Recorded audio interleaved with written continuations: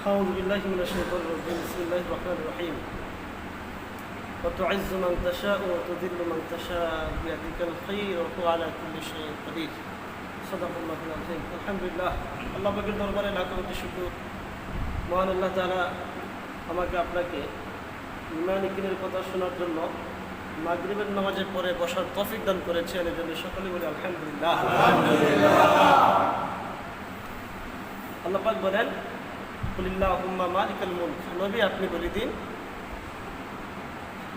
পৃথিবীর সকল কিছুর মালিক আল্লাহ তাআলার জন্য পৃথিবীর সকল রাজত্ব মালিকাল মুলক আল্লাহ তাআলার জন্য তুতিল মুলকা মান তাশা ওয়া তুইজ্জু মান তাশা ওয়া তুযিল্লু মান তাশা আল্লাহ পাক যাকে চান তাকে রাজত্ব দান করেন আল্লাহ পাক যাকে চান তাকে সম্মান দান করেন আল্লাহ পাক যাকে চান তাকে বেজ্জতি করেন তাহলে সম্মানের মালিক কি আল্লাহ সরকারি যে যেই পদেই থাকুক যে যেই পদেই থাকুক এটা বন্টন করেছেন আল্লাহ রাব্বুল আলামিন একজন মেম্বার এটা আল্লাহর থেকে বন্টনকৃত নাহনু কাসামনা বাইনাকুম আল্লাহ পাক বলেন যে তোমাদের যে সকল কাজ তোমরা যে সকল কাজ করো যে যেই কাজই করে এটা আল্লাহর থেকে বন্টনকৃত হয়ে গেছে যদি এই বন্টনটা আল্লাহ তাআলা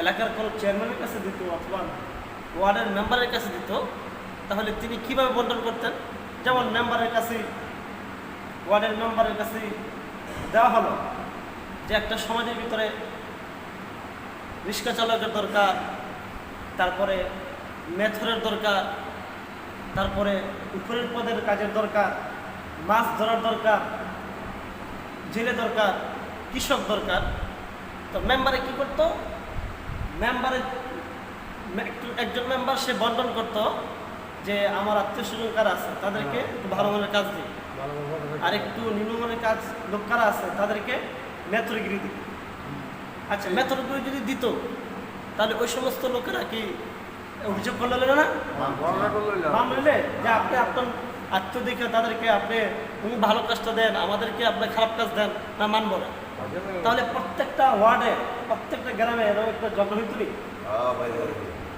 কিন্তু আল্লাহ রাব্বুল আলামিন কে কোন কাজ করবে এটা আল্লাহর থেকে ফয়সালা করবে নাহনু কাসামনা বাইনাকুম আল্লাহ পাক বলেন যে কার কি দায়িত্ব কে কোন পেশার কাজ করবে এটা আমি আল্লাহ তাআলা বন্টন করে দিয়েছি এই জন্য আজকে মেথর সে মেথরগিরি করে এই জন্যে সে আজকে কোনো ঝগড়া নেই সে এটাকে পেশা হিসাবে নিয়েছে মেথর যে টয়লেট পরিষ্কার করে সুইপার যে আরেকজন দেখলে ঘৃণা করে গালি দেয় কিন্তু সে এটাকে তার জীবিকার জন্য এটা পছন্দ করে নিয়েছে কারণ এটা বন্টন করা হয়েছে কার থেকে আল্লাহর থেকে এই জন্য আল্লাহ পাক বলেন যে পৃথিবীর ক্ষমতা আমার তো আল্লাহ রাব্বুল আলামিন মক্কাতে নবীজিকে পাঠিয়েছেন তো কোরআন শরীফের ভিতরে নবীজিকে আল্লাহ তাআলা একটা সূরা নাজিল করেছেন সূরার নাম হলো সূরা ইউসুফ আমরা জানি যে একজন নবী ছিলেন তার নাম কি ইউসুফ নবী এই ইউসুফ নবীর কাহিনীটা আজকে সার সংক্ষেপে আমি আপনাদেরকে বর্ণনা করব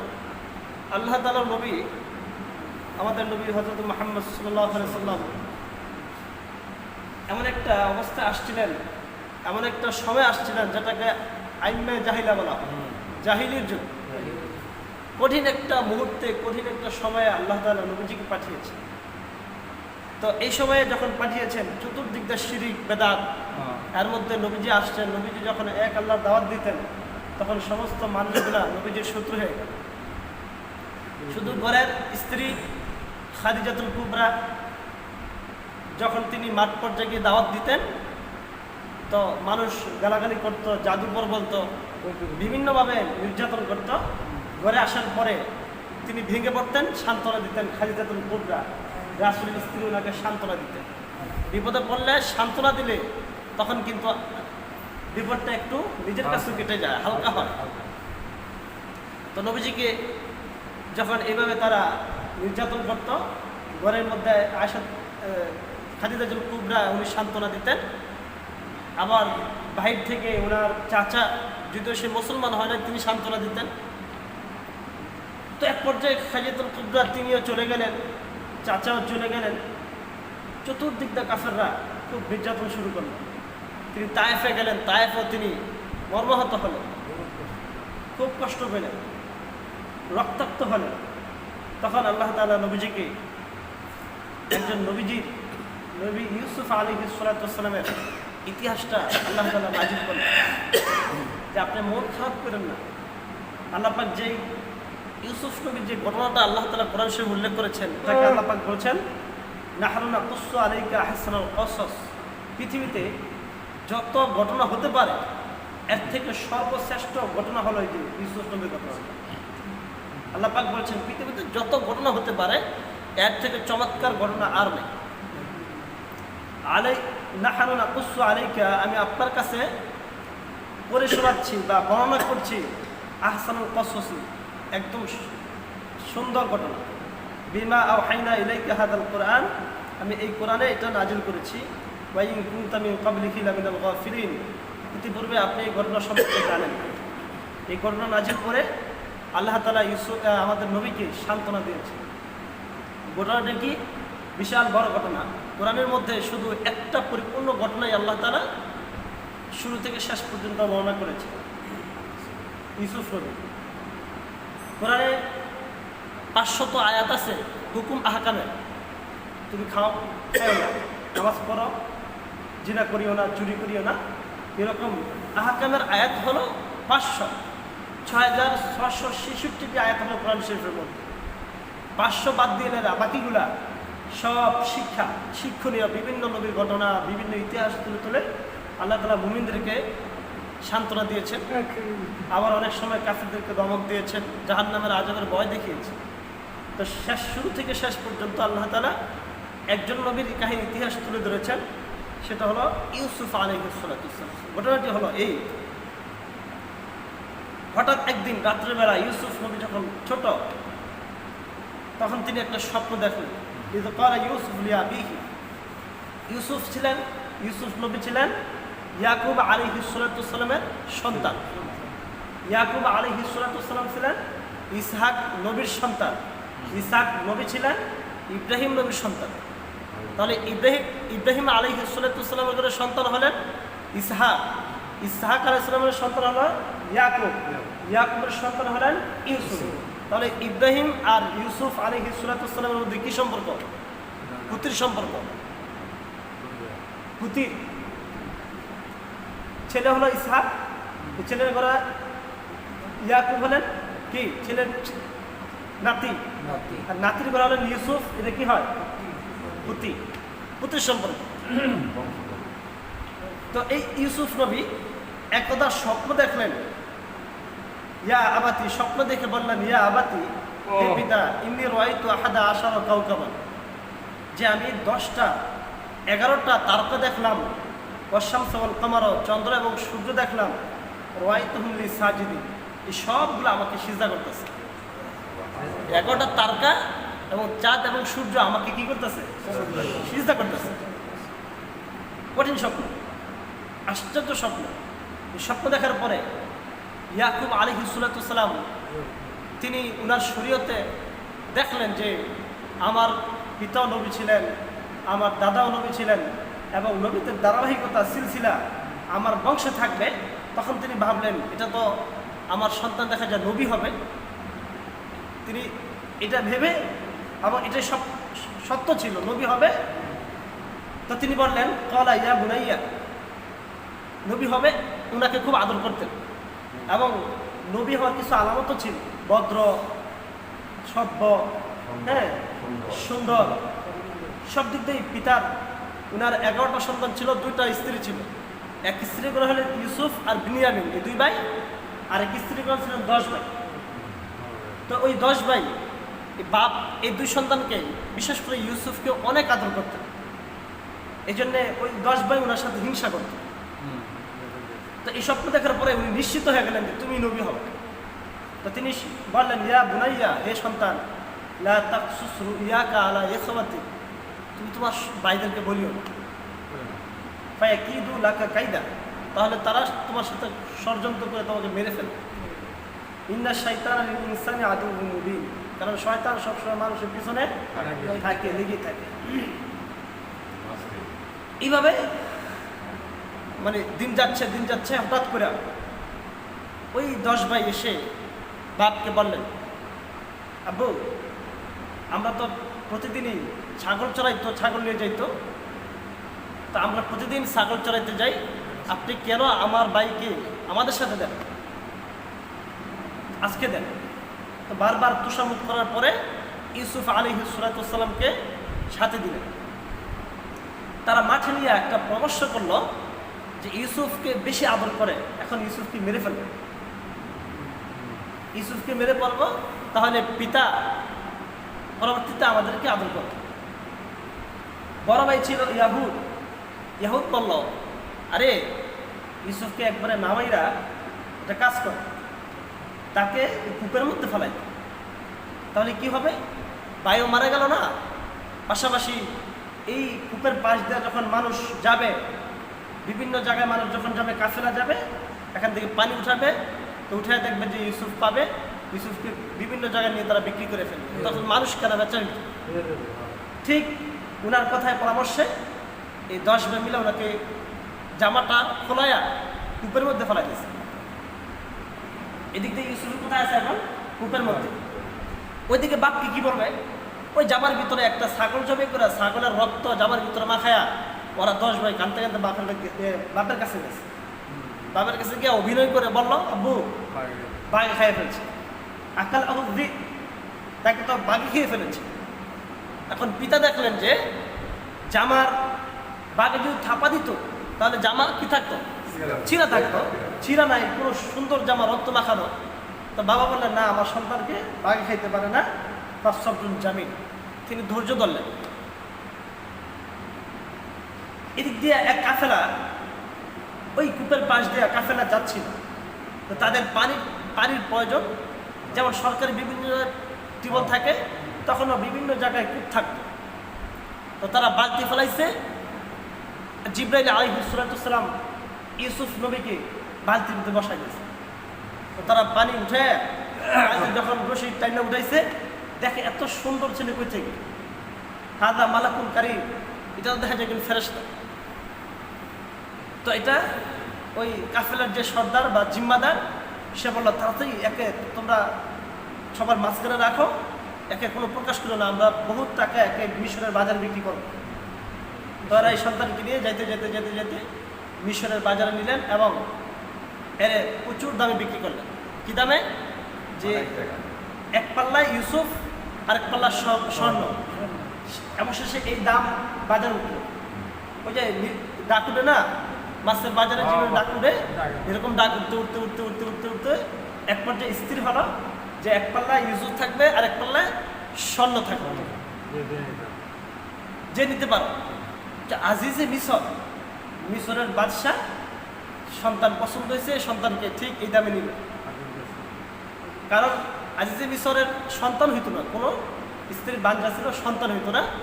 তো এই ইউসুফকে নিয়ে স্ত্রীর কাছে বলল যে এটা আমাদের ভবিষ্যতে কাজে আসবে, একে তুমি লালন পালন করো।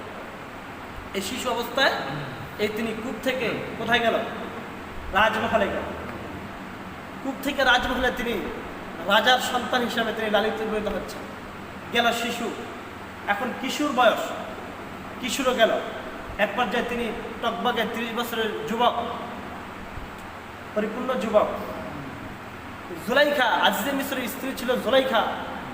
এই জুলাইখা যুবক অবস্থায় উনি যখন টুকবুকের যুবক এবং সুন্দর, আল্লাহ তাআলা নবীজি বলেন যে ও তুয়াল জামালু, ইউসুফ নবীকে দেওয়া হয়েছে সৌন্দর্য, সাতরল, মানে অর্ধেক সৌন্দর্য দেওয়া হয়েছে। সাতরুল জামাল এমন একটা হাদিস আছে যে ইউসুফ নবীকে আল্লাহ তাআলা পৃথিবীর সৌন্দর্যের অর্ধেক ইউসুফ নবীকে দিয়েছেন। তাহলে কি পরিমাণ সৌন্দর্য ইউসুফ নবীকে দিয়েছেন। এখন তিনি যখন টকবগে যুবক, এই অবস্থায় ওই জুলাইখা আসক্ত হয়ে গেল, প্রেমের আসক্ত হলেন এবং উনার যে একদম খাস কামরা, ওই খাস কামরা নিয়ে গেল। খাস কামরা যাইতে 7টা গেট পরে, 7টা দরজা পরে, 7টা দরজার মধ্যে বড় বড় তালা লাগাইয়া একদম খাস কামরায় নিয়ে বলল যে কুপ্রস্তাব দিল, জিনার প্রস্তাব দিল। ইউসুফ নবী বললেন যে আপনাকে তো আমি মা, আপনি আমাকে সন্তান হিসাবে লালিত পালিত করেছেন, আমি তো এই কাজ কখনো করতে পারি না। জিবরাইল আলাইহিস সালাম যখন তিনি জুলাইখা মানে খুব মুসরামুসরি করা শুরু করে দিয়েছিল, তখন জিবরাইল আমিন এসে বলল আপনি ইমান রক্ষা করতে চাইলে দেউর দেন, দেউর দেন। তো তিনি দরজার দিকে দৌড়ালেন, দরজা কিন্তু তালা দেওয়া, দিলেন আল্লাহর নামে দেউর। যেই দরজার সামনে গেল দরজা খুলে গেল, এক দরজা, দুই দরজা, তিন দরজা, 7 নম্বর দরজায় গিয়ে জুলাইখা ইউসুফের পিছনে জোরে যখন জামার ভিতর ধরছে, জামা তো আন্দা ছিঁড়ে গেছে, আর 7 নম্বর দরজা খুলে গেছে, দরজার থেকে বের হয়েছে আর জুলাইখার সামনে জুলাইখার সামনে। তো তিনিও আশ্চর্য হলেন, কিরে কি হইল? এখন ওই উনার স্ত্রী এখন বলতেছে সে আমার সাথে জিনার কুপ্রস্তাব দিছে, তার শাস্তি কি হতে পারে? মৃত্যুদণ্ড হতে পারে। তো আজিজে মিসর বলল যে হে ইউসুফ, আমার স্ত্রী কথা বলতেছে, তুমি দৌড়ে আসলা, তোমার পক্ষে কোনো দলিল আছে? তো জিবরাইল আলাইহিস সালাম ইউসুফ নবীকে বললেন যে, ইউসুফ বলেন যে হ্যাঁ আমার পক্ষে সাক্ষী আছে। কি সাক্ষী? আল্লাহ পাক সব কুরআন শরীফে আল্লাহ পাক উল্লেখ করেছেন। কি সাক্ষী আছে? যে তিনি বললেন যে আপনার ঘরের একজন মহিলার, আপনার রাজপাটের একজন দাসী ছিল বা কামলা মহিলা ছিল, ওই মহিলার কোলের সন্তান আমার পক্ষে সাক্ষী। তো আজিজে মিসর তিনি আরো মানে ঠাট্টা করো আমার সাথে, ঠাট্টা করো, বললেন না উনি ওই সন্তান আমার পক্ষে সাক্ষী দিন। সন্তানকে আনা হলো, ওই ছোট্ট কোলের শিশু, তিনি সাক্ষী দিলেন কি? তিনি বললেন হে আজিজে মিসর, যদি ইউসুফের সামনে দিয়ে ছিঁড়া থাকে, জামা যদি সামনের দিকে ছিঁড়া থাকে তাহলে দোষ হলো ইউসুফের, আর যদি পিছন দিক থেকে ছিঁড়া থাকে তাহলে দোষ হলো জুলাইখা। তো এখন চেক করা হলো, চেক করে দেখে ওই যে পিছন দিক দিয়ে ছিঁড়া, দোষ কার? জুলাইখার দোষ। এখন মানুষ তো মনে করেন পুরা মিশরের ভিতরে কানাঘুষি হয়ে যেতেছে, চলতেছে। এখন এই মুহূর্তে কি করা যায়? যে তিনি আজিজে মিসর দেখলেন যে কি করা যায়, ওনাকে জেলে বন্দি করছে, জেলের ভিতরে বন্দি করছে। এখন তিনি রাজপ্রাসাদ থেকে এখন তিনি জেলে চলে গেলেন। কতদিনের মামলা, মানে অনেক দিনের, কোনো এখানে কোনো নাই, দিন নির্ধারিত নাই, জেলে উনি বসবাস করতেছে। তো জেলে বসবাস করতেছে, উনার চরিত্র দেখে আরো মানুষ সকলেই, উনি এই জেলে থেকেই দেখলেন যে এখন ইসলামের দাওয়াত দেওয়া, আল্লাহ এক আল্লাহর দাওয়াত দেওয়া আমার জন্য সুযোগ। এখন তিনি সকলকে ইসলামের প্রতি দাওয়াত দেওয়া শুরু করলেন, আর সকল মানুষ তার প্রতি আসক্ত হয়ে গেল। উনি আস্তে আস্তে সকলেই তারা মুসলমান হতে লাগলো। তখন এইভাবে যাচ্ছেন, হঠাৎ করে জেলের মধ্যে দুইটা লোক স্বপ্ন দেখলো। একটা লোক স্বপ্ন দেখলো যে সে আঙ্গুর নিংড়ায়া রস বাদশাকে খাওয়াইতেছে, মিশরের যে বাদশা ছিল সেই বাদশাকে খাওয়াইতেছে। আরেকজন স্বপ্ন দেখলো যে তিনি মাথার ভিতরে রুটি লইছেন, এই রুটি পাখি ঠোকরা খাইতেছে। এই দুইজনের দুই স্বপ্ন দেখো। আল্লাহ রাব্বুল আলামিন ইউসুফ নবীকে এই স্বপ্ন ব্যাখ্যা করার এলেম দান করেছিলেন।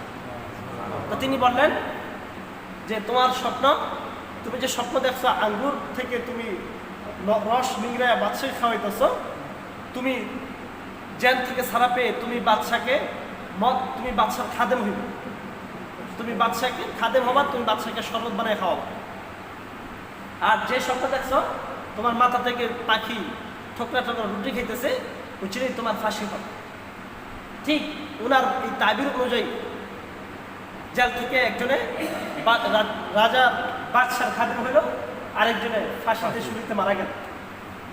আচ্ছা, এখন ওনার স্বপ্ন অনুযায়ী জানাজানি হয়ে গেল, মানুষ আরো ওনার প্রতি আরো ভালোবাসা বেড়ে গেল। এমন দিনকাল যাচ্ছে, হঠাৎ করে স্বয়ং বাদশাহ, জুলাইখার স্বামী, এটা বাদশাহ না, যিনি প্রধান বাদশাহ, জুলাইখার স্বামী ছিল একটা মন্ত্রী।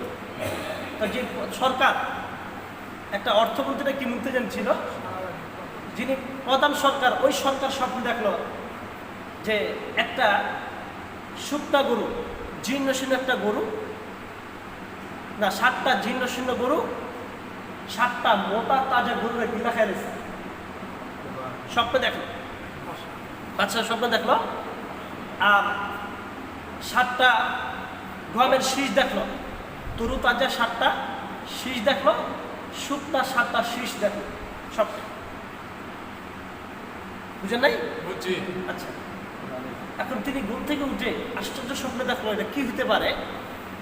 ওই এলাকার সমস্ত যারা বড় বড় আলেম ছিল, ইহুদি পণ্ডিত ছিল, সকলকে একত্র করছে। একত্র করে যে আমি এই স্বপ্ন দেখছি, আর কি ব্যাখ্যা হতে পারে। তো সকলের অনুযায়ী বলছে, কিন্তু বাদশার কারো ব্যাখ্যা নিজের মন মতো হলো, পছন্দ হয় না। ওই যে বাদশাকে যে পান খাদেন, শরবত পান করা, হঠাৎ করে ওই ইউসুফের কথা মনে হচ্ছে যে বাদশা জেলের মধ্যে থাকা অবস্থায় একজন লোক ছিল, অনেক সুন্দর, অনেক ভদ্র। ওই লোকটা আমি একটা স্বপ্ন দেখেছিলাম, আরেকজন লোক স্বপ্ন দেখেছিল, ওই ব্যাখ্যা করেছে, ঠিক হুবহু ওই রকম হয়েছে, সত্য হয়েছে। আপনি ওই লোকটাকে ডেকে এনে জিজ্ঞাসা করতে পারেন। তাই নাকি? হ্যাঁ, পাঠাই দিল সরকার, পুলিশ পাঠাই দিল জেলের মধ্যে। পুলিশ এসে বললো যে এখানে ইউসুফকে আমি বাদশাহ যাইতে বলছি। উনি বললেন যে না, আমি যাব না, আমাকে আমার নামে যে মিথ্যা তহমত দিয়ে আমাকে জেলে পাঠানো হয়েছে, ওইটা যতক্ষণ পর্যন্ত খালাস না হবে ততক্ষণ পর্যন্ত আমি জেল থেকে বের হব। তো বাদশাহ ওই যে আজিজে মিশর এবং মিশরের সমস্ত গণ্যমান্য ব্যক্তিদেরকে ডাকানো হলো। তারপরে জুলাইখাকে ডাকানো হলো, জিজ্ঞাসা করা হলো কাহিনী শুনে, জুলাইখা তুমি যে ইউসুফের প্রতি যে মিথ্যা তহমত দিয়েছিলে, এটা কি সত্য নাকি ইউসুফেরটা সত্য? তখন জুলাইখা বললেন যে না, আমি যেটা দিয়েছিলাম, আমি তাকে মিথ্যা তহমত দিয়ে তাকে এখানে আমি ঢুকিয়েছিলাম। তখন ওনার যে মিথ্যা তহমতটা দূর হলো, তিনি জেল থেকে বের হয়ে স্বপ্ন, ওই যে বাদশার যে স্বপ্ন, এই স্বপ্নে এখন ব্যাখ্যা করতেছে। বাদশাহ মহাজন, আপনি যে স্বপ্ন দেখলেন 7টা শুকনা গরু 7টা মোটা তাজা গরুকে খেয়ে ফেলছে, এর ব্যাখ্যা হইল 7 বছর পরে এমন দুর্ভিক্ষ আসবে, যে দুর্ভিক্ষে আপনার কোথাও হাহাকার হবে, কোনো খাবার থাকবে না, জমিনগুলা ফেটে চুরমার হয়ে যাবে। এর পরবর্তী 7 বছর জমিনে এমন ফসল হবে, ফসলে ভরপুর হয়ে যাবে, গরুর উলানগুলা এমন ভরপুর হবে, সবসময় উলানগুলা ভরপুর থাকবে। 7 বছর দুর্ভিক্ষ হবে, এরপরে 7 বছর কি আপনার খুব ফসল হবে। তাই নাকি? হ্যাঁ। তো ঠিক দেখা গেল উনার স্বপ্ন ব্যাখ্যা অনুযায়ী এরকমই একটা দুর্ভিক্ষ দেখা দিতেছে। ওই সময় বাদশাহ খুশি হয়ে ইউসুফ নবীকে বললেন যে আপনাকে আমি মন্ত্রী বানাতে চাই। তিনি প্রস্তাব দিলেন, না, আমাকে অন্য মন্ত্রী না বানায় অর্থমন্ত্রী বানানো। ওনাকে অর্থমন্ত্রী বানানো হলো এবং তিনি এই 7 বছরে খুব খাদ্য জমাইলেন। অভাবের সময় ওই 7 বছরের খাদ্য তিনি বন্টন করলেন, খুব সুন্দরভাবে পরিচালনা করলেন। অভাবের সময় উনি কিন্তু হয়েছে কেনানে, ওনার পিতা ওনার বাইরে কেনানে ছিল, কেনান থেকে কূপে গেল, কূপ থেকে বাদশার কাছে গেল, বাদশার কাছ থেকে জেলে গেল, জেল থেকে অর্থমন্ত্রী হল। অত আইজু মাংতাসা, অত দিল্লু মাংতাসা। আল্লাহ পাক বলেন, আমি যাকে চাই তাকে রাজত্ব দেই, সম্মান বাড়াই, আমি যাকে চাই তাকে অপদস্থ করি। বাইরে চাই যে অপদস্থ করতে, আল্লাহ চাই যে তাকে কি সম্মান দিতে। এই জন্য সম্মানের মালিক আল্লাহ। সারা পৃথিবীর মানুষ যদি কাউকে মিলে অসম্মানই করতে চায় আর আল্লাহ সম্মান দিতে চায়, তাহলে সারা পৃথিবীর মানুষ এক ইঞ্চিও সম্মান কমাতে পারবে না। ঠিক। তা তিনি এখন অর্থমন্ত্রী। ওই শুধু মিশরে অভাব দেখা যায় নাই, আশপাশে যতগুলো দেশ আছে সকল দেশেই করোনার মতো সকল দেশেই এই অভাব, অনটন, দুর্ভিক্ষ দেখা দিল। ওই ভাইয়েরা 10 ভাই, এই 10 ভাই খাবার কেনা নেই, কোনো খাবার নাই। তারা শুনছে যে মিশরে বাদশা নাকি খাবার দেয়। তারা এই কেনান থেকে যাইতে যেতে অনেক দিন লাগে, কেনান থেকে মিশরে গেছে। মিশরে যাওয়ার পরে তারা খাদ্যের জন্য গেছে। আর মিশরের অর্থমন্ত্রী ইউসুফ আলাইহিস সালাম নিয়ম ছিল, মিশরের লোক যদি আসতো খাদ্যের জন্য তাহলে ওই অন্যান্য লোকদের আমলা কামলা তাদেরকে দিয়ে দেওয়া হতো, আর বাহির থেকে লোক আসলে সরাসরি ইউসুফ নবীর সাথে কথা বলে তখন খাবার দিত। আচ্ছা, এখন ওই কেনান থেকে আসছে, এখন সরাসরি ইউসুফ আলাইহিস সালামের খাস কামরা ঢুকছে। আপনার 12 জন বাড়ি কোথায়? কেনানে। আপনাদের নাম কি? এই নাম ইউসুফ চিনে নিয়েছে। আপনার বাপ কি? বাপের নাম কি? বাপের নাম ইয়াকুব। তিনি তো চিনা ফেলছেন, চিনা ফেলে উনি ওনার পরিচয় দেয়নি, ইউসুফ নবী পরিচয় দেয়নি। তাদের সকলকে পর্যাপ্ত খাবার 1 বস্তা করে গম দিয়ে দিলেন এবং বললেন যে তোমাদের কি আর কোনো ভাই আছে? হ্যাঁ, আমাদের এক ভাই আছে, নাম কি? কেনান। আচ্ছা, আগামী বছর তোমরা যদি যখন আসবে খাবারের জন্য তোমরা তোমাদের ওই বাইককে নিয়ে আসবে, ঠিক আছে? খাবার দিয়ে দিলেন। তারা যেই টাকা দিয়েছিল ওই টাকাটা তাদের বস্তার ভিতরে ভরে দিলেন, ওরা জানে না, বস্তার ভিতরে ভরে দিলেন। এই খাবার নিয়ে তারা বাড়িতে প্যাকেট খুলে দেখে যে খাবারও আবার টাকাও ফেরত দিলেন। তো বাপের কাছে বললেন, বাপের কাছে প্রশংসা করলেন, আব্বু রাজা খুব ভালো, আমাদের বিদআতুনা, আমাদের যে সামানা সেটাও আমাদেরকে ফেরত দিলেন। আল্লাহ পাক কোরআন শরীফে সমস্ত ঘটনা উল্লেখ করেছেন। এরপরের বছর খাবার 1 বছরের জন্য খাবার শেষ, পরের বছর এখন আবার রওনা দিলেন। ওই বাপ তো ইউসুফ নবীকে হারাইয়া বাপ এখন তাদের প্রতি বেশি বিশ্বাস নাই, তো কেনানকেও দিতে চায় না। তো তারা তোষামুদ করে বারবার বুঝায় এই কেনানকে সাথে করে আবার মিশরের দিকে রওনা দিলেন। আপন ভাই, কেনান আপন ভাই। তো এখন আবার খাদ্য সব কিছু দিলেন। দেওয়ার পরে ইউসুফ নবীর একটা পানপাত্র ছিল, স্বর্ণের একটা পানি পান করতো গ্লাস, ওই গ্লাসটা বিনিয়ামিনের যে বস্তা, এই বিনিয়ামিনের বস্তার ভিতরে ঢুকাই দিল আপন ভাই। হ্যাঁ, আপন ভাইয়ের বস্তার ভিতরে ঢুকাই দিল, আপন ভাইয়ের বস্তা ঢুকাই দিলেন। ঢুকায় যখন তারা মাল নিয়ে রওনা দিলেন তখন একটা এলান হইল, এই কাফেলা দাঁড়াও, বাদশার পানপাত্র পাওয়া যাইতেছে না, গ্লাস পাওয়া যাইতেছে না, কে নিয়েছ, কে চুরি করেছ? সকলকে জিজ্ঞাসা করলো, কেউ বললো না। তাহলে চেক করতে হয়। তো সকলে আর বস্তা চেক করা হলো, চেক করে কারো বস্তায় পাইল না, বিনিয়ামিনের বস্তায় পাইল, বিনিয়ামিনের বস্তায় পাইল। তো ওই দেশের নিয়ম ছিল যার বস্তায় চুরির মাল পাবে সে আজীবনের জন্য গোলাম হয়ে যাবে। তাহলে এখন বিনিয়ামিনের বস্তা যেহেতু পাইছে, এখন বিনিয়ামিনে কি হয়ে যাবে? বাদশার গোলাম হয়ে যাবে, খাদেম হয়ে যাবে। তো আরো 10 ভাই তো কাহে হায়, বিনিয়ামিন তুমি কি করলা, যে তো হতেই পারে না। তারা অবাক হয়ে গেল যে আমরা আব্বুর কাছে কি জবাব দিব, তুমি কি করতে পারলো এটা? তোমার ভাইও চোর ছিল। ইউসুফ নবীর সামনে বলতেছে কি, তোমার ভাই কি ছিল? চোর ছিল, তুমিও চুরি করলা। ইউসুফ নবী শুনতে আছে। আচ্ছা, তো এখন বিনিয়ামিনকে রেখে দিলেন। বিনিয়ামিনকে রেখে ইউসুফ নবীর দিকে পরিচয় হলেন ভাইয়ের সাথে। ভাই কত বছর পরে পরিচয়, দুজনে গলাগলি করে কান্নাকাটি শুরু করে দিল। ওদিকে কাফেলা তারা 10 ভাই চলে গেল, আরও বিভিন্ন লোক আসছে তাদের সাথে, সকলে চলে গেল। তো ইয়াকুব আলাইহিস সালামের কাছে গিয়ে এই ঘটনা বললে যে আপনার ছেলে তো চুরি করেছে। তখন তিনি এটা বিশ্বাস করতে পারলেন না। তারা বললো যে যদি আপনি বিশ্বাস না করেন, আমাদের সাথে তো আরও এলাকার লোক গেছে, তাদেরকে জিজ্ঞাসা করেন। তো তাদেরকে জিজ্ঞাসা করছে, তারা বলতেছে হ্যাঁ। তো তিনি বললেন না, এটা আমার কখনো বিশ্বাস হয় না, আল্লাহ আমার প্রতি একটা উত্তম ফয়সালা করবে, হাদা সবরুন জামিল, আমি আল্লাহর প্রতি ধৈর্য ধরলাম। এবং তিনি কান্নাকাটি করতে করতে করতে করতে এক পর্যায়ে দুটা চক্ষু হারায় ফেলছেন। ইউসুফ আলাইহিস সালামকে হারাইয়া তিনি কাঁদতে কাঁদতে চোখ অন্ধ হয়ে গিয়েছেন। তা তিনি একটা চিঠি লেখলেন। ইউসুফ নবী যে মিশরে, তিনি তো জানে না, আল্লাহ পাক ওনাকে জানানো নাই। তো তিনি একটা চিঠি লেখলেন, মায়া মানে খুব দরদ লাগায়া একটা চিঠি লেখলেন যে আমার হে বাদশাহ মহাজন, আমি আমার সন্তান ইউসুফকে ছোটোবেলা হারিয়েছি।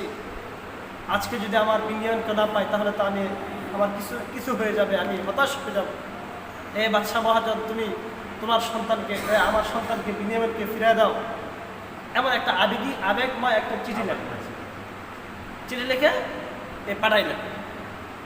আবার বাইরে গেল চিঠি নিয়ে, খুব অনুমোদন বিনিময় করলো। করার পরে যে বলল না, দিব না। এখন তিনি ইউসুফ নবী ওই তাদের যে 10 ভাই আছে 10 ভাইয়ের সাথে পরিচয় হয়েছে যে তোমরা যেই ইউসুফকে কূপে ফেলাইছিলা এই ইউসুফ আজকে মিশরের অর্থমন্ত্রী। তারা সকলেই কান্নাকাটি শুরু করে আশ্চর্য হয়ে গেল এবং বলল যে একটা জামা দিল, এই জামাটা নিয়ে আমার পিতার কাছে, আমার পিতার চোখের সামনে ধরবেন, আমার পিতার চক্ষু ভালো হয়ে যাবে এবং আমার পিতা মাতা আরও তোমাদের যে বংশধর নায়না স্ত্রী যা আছে সব কিছু মিশরে নিয়ে আসে। তো এই তারা খুশিতে বাপের কাছে গেলেন, বাপের চোখের সামনে জামা ধরলেন, বাপের চোখ ভালো হয়ে গেল। এখন এই ইউসুফ নবীর ভাই ব্রাদার যারা আছে সব বাপ মা সহ সকলকে নিয়ে মিশরের দিকে রওনা দিলেন। কত বছর পরে পিতার সাথে সন্তানের সাক্ষাৎ, অনেক বছর পরে এর খুশি এটা তাদের অন্তরে ছিল, এখন আমরা অনুভব করতে পারবো কীরকম খুশি হয়েছিল। তো এখন এই ইউসুফ আলাইহিস সালামের পিতামাতা এবং বিনিময় সহ এই 11 ভাই তারা সকলেই সিজদা লুটে পড়ল। এটা তাদের শরীয়তে এটা সম্মান সুযোগ সিজদা, এটা জায়েজ ছিল। তো এই সিজদা করলেন এবং বললেন, হে ইউসুফ, তুমি যখন ছোটবেলায় একটা স্বপ্ন দেখেছিলে যে ইয়া আবাতি ইন্নী রাআইতু আহাদা আশারা কাওকাবান, 11টা তারকা দেখলাম এবং একটা চন্দ্র এবং একটা সূর্য দেখলাম। তুমি দেখেছিলে তোমার পায়ে সিজদা করতেছে, ওই তোমার ছোটবেলার স্বপ্ন আজকে বাস্তবায়ন হলো। আমি সূর্য, তোমার মায় হলো চন্দ্র, আর তোমার 11টা ভাই হলো তারকার মতো। সুতরাং এই সিজদা করে সন্তানকে বুঝাইল আমি যে স্বপ্ন দেখেছিলাম এই স্বপ্নের বাস্তবায়ন কত বছর পরে এখন হলো। এই ছিল ইউসুফ আলাইহিস সালামের এই সংক্ষিপ্ত ঘটনাটা। পুরা কোরআন শরীফে 1 2 3 4 5 6 7টা 8টা পাতা মিলা একটা ঘটনা আল্লাহ পাক পরিপূর্ণ ঘটনা উল্লেখ করেছেন। জুলাইখা যে এতটা আসক্ত হইলেন, আশেপাশের নারীরা ওনাকে তিরস্কার করেছিল, তুমি কি এত আসক্ত হল লাগে? তখন তিনি বললেন, তো ঠিক আছে, তোমরা যখন আমাকে তিরস্কার করো তোমরা আমার ঘরে আসো, প্রত্যেকের হাতে একটা করে আপেল দিলে এবং একটা ছুরি দিল। আমি যখন ইউসুফকে আনবো তখন তোমরা আপেলটা কাটবা।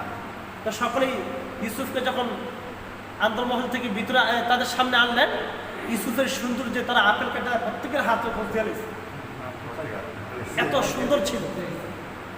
মানে আর চোখ দেখছে, চোখ নিচে নামানে বুঝতার হারিয়ে ফেলছে, প্রত্যেকের হাত কেটে ফেলছে। তখন জুলাইখা বললেন যে কি জন্য আমি পাগল হয়েছি দেখ। তো এই ছিল ইউসুফ আলাইহিস সালামের ওনার জীবনী। আল্লাহ পাক বলেন যে এটা আহসানুল কসস, মানে যত চমৎকার ঘটনা হতে পারে এটা সবচেয়ে চমৎকার ঘটনা। এই ঘটনা বলে আল্লাহ তাআলা নবীজিকে সান্ত্বনা দিয়েছেন যে মক্কার কাফেররা আপনার প্রতি নির্যাতন করে, আপনাকে ছোট বানাইতে চায়। দেখেন আমি আল্লাহ তাআলা ইউসুফ নবীকে মানে কূপ থেকে একদম প্রধানমন্ত্রী বানিয়ে দিয়েছি। ইয়া রাসূলুল্লাহ, আপনি হতাশ হবেন না, আপনি ঘাবড়াইবেন না, আমি আল্লাহ তাআলা আপনাকে এই মক্কার রাজত্ব আমি আপনাকে দিব।